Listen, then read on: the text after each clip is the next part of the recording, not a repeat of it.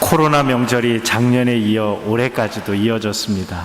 내년에는 이제 좀 괜찮아져서 이렇게 거리 두기가 아니라 모든 우리 본당 식구들이 다 함께 모이고 멀리 또 다른 곳에 가 있던 가족들도 함께 다 미사에 참석하고 또 미사 참석하고 나면 우리 식당에서 다 삼삼오오 모여서 또 이렇게 차례 음식도 나누고 그런 시절이 내년에는 오리라 기대해 봅니다. 추석 명절 하면서 그냥 마음속으로 먼저 드는 그 묵상 및 생각 중에 하나는 과거에 대한 생각입니다. 누구든 추석 명절이 되면 예전에 어렸을 적부터 시작해서 추석의 그런 정겨움 또 느꼈던 그런 감회가 남다르리라 생각을 합니다. 그래서 아마 추석 명절, 다른 설 명절도 마찬가지겠지만 그래서 명절이 되면 고향을 찾고 가족들을 찾는 것이 아닌가. 결국 우리 신앙인들은 모든 사람이 갖고 있는 육신의 고향, 태어난 고향뿐만 아니라 두 개의 고향을 더 가져야 할 것 같습니다. 가장 먼저 육신의 고향은 당연히 우리가 태어난 곳이겠지요. 아마 요즘은 근데 태어나는 곳이 다 무슨 병원에서 태어나다 보니 고향이 병원이 되어버렸습니다. 그렇지만 우리는 고향하면 어릴 적 그런 많은 추억들이 있지요. 물론 아직까지도 연세 지긋하신 분들은 흔히 이야기하는 북에 고향을 두셔서 가지 못하시는 그런 애틋함이 계속 남아있으리라 생각을 합니다. 또 그런 부모님을 맺으셨던 분들은 부모님이 한평생 그렇게 고향에 가지 못하셨던 그런 안타까움을 자녀들도 함께 이렇게 마음 안에서 좀 아프셨으리라 생각을 합니다. 그래서 태어났던 고향은 누구나 다 가지고 있습니다. 저는 서울 태생입니다. 본적은 동대문구 전농동입니다. 그쪽에서 유아 세례까지만 받고 실질적으로 제 머릿속에 기억에 남는 유년 시절은 조금 옆 동네인 봉천동입니다. 봉천동에서 흔히 이야기하는 초등학교, 중학교, 고등학교를 졸업을 했습니다. 그래서 어릴 적 그 모습이 우리들 안에서, 그리고 추석이 되면 어머니와 함께 제수용품, 차례용품을 준비하기 위해서 시장에 어머니와 함께 가서 이것저것 구입하고 장을 봤던 그런 생각들도 나고요. 그랬던 것처럼 우리의 육신의 고향은 다 있고 그 고향은 떨어져 지내면 지낼수록 마음 한켠에 그렇게 남아있는 것이 우리의 육신의 고향일 것입니다. 그리고 우리 신앙이들이 가져야 될 두 번째 고향은 바로 신앙의 고향이겠지요. 신앙의 고향은 아마 그 고향을 가진 시기는 사뭇 나이와 시기는 좀 다르겠지요.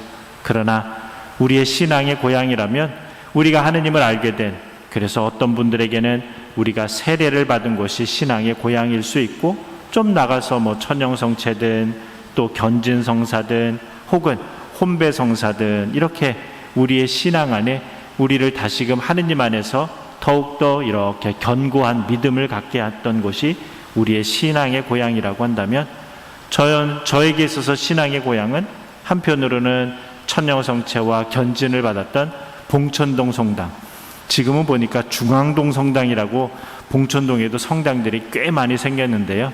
제가 어릴 적 다닐 때는 봉천동 그곳에 지금의 중앙동 성당 그 하나만 있던 시절이었습니다. 그래서 집이 봉천동에서도 여러 곳으로 이사를 가도 항상 그곳 성당을 다녔던 그런 기억이 나고, 또 한편으로는 저에게는 구로삼동도 저에게 신앙의 고향이기도 합니다.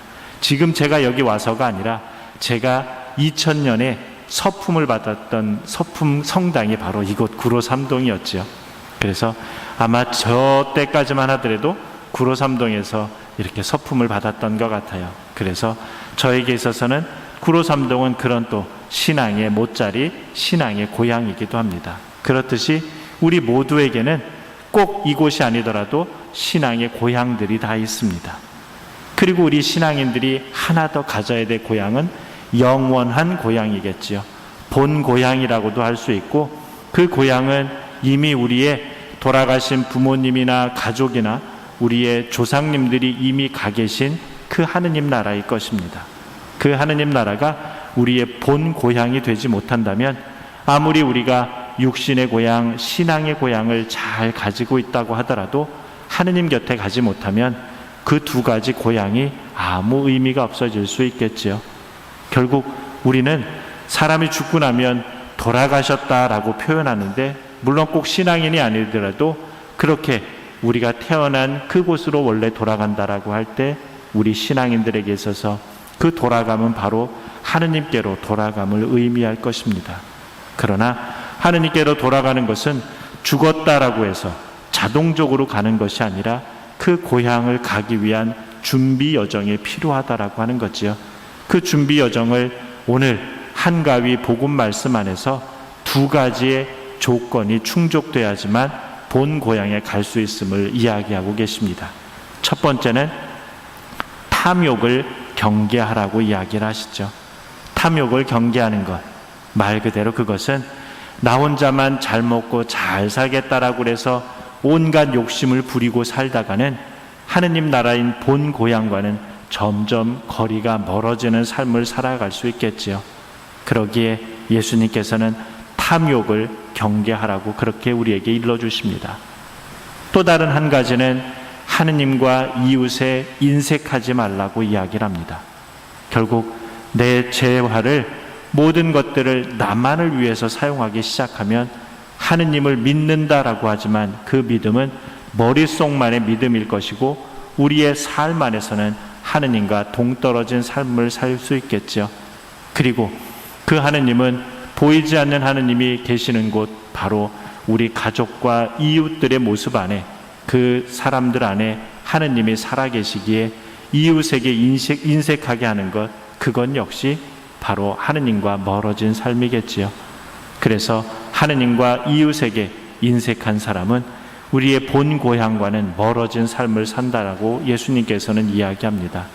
이렇듯 탐욕을 멀리하고 인색함을 멀리해서 나 자신뿐만 아니라 하느님 안에서 또 이웃과 삶 안에서 함께 나누며 살아갈 수 있을 때 우리는 본 고향에 그렇게 갈 충분한 자격을 갖추고, 아마 여기 계신 모든 분들은 이미 본 고향을 향한 먼 훗날 이야기지만 그 본 고향을 향한 준비를 착실히 잘하고 계신 것 같습니다. 결국 우리는 고향에 대한 지극한 향수가 우리에 남아있듯이 우리가 끊임없이 본 고향을 마음속에 지닐 수 있을 때 우리는 여러 가지 현실적인 불편한 어려움 속에서도 이겨낼 수 있는 그런 힘과 용기를 얻을 수 있겠지요. 그러기에 한가위에 우리가 이렇게 함께 미사를 통해서 조상님들 또 돌아가신 부모님들을 기억하는 것, 그것은 첫 번째는 감사일 것입니다. 그분들이 사셨던 삶을 통해서 지금의 나와 우리 가족들이 또 이렇게 살아가고 있음을 대신해서 하느님께 감사를 드리면 그 감사의 의미일 것입니다. 그래서 추석에 이렇게 함께 모여서 이렇게 차례상을 차리고 조상님들을 기억하는 거겠지요. 또 하나는 바로 기도 제사입니다.